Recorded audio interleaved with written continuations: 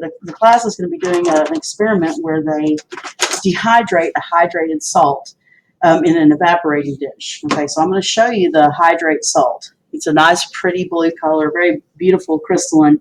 It's a hydrated copper sulfate.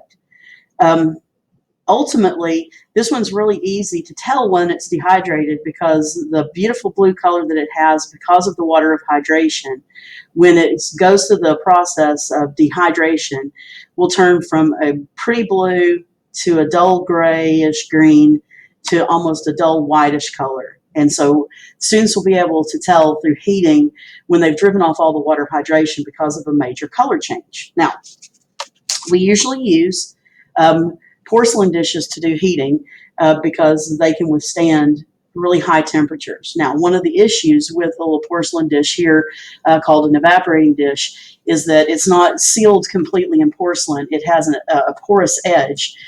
So one of the instructions that the students are going to get is that they, at least in first period, that they need to heat the evaporating dish because the evaporating dish might have atmospheric moisture in it. And we want to make sure that we know the actual mass of the dish, because once we heat our copper sulfate salt in it, the copper sulfate salt will get very, very powdery and we won't be able to empty it out. So we want to know what the accurate mass of the dish is. So that's one of the first things that we do.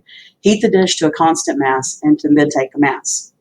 At that point, we're ready to measure out the quantity of hydrated salt that we're going to use. So I already pre-measured this. This is 2 grams of hydrated salt. And what we're going to do is we're going to heat it, okay, over a heating apparatus, which I am going to kind of show you a little picture of here in just a second, but that's our start. We're going to start by heating. We'll set up a heating apparatus where I place my 2.5 grams of hydrated copper sulfate over a Bunsen burner.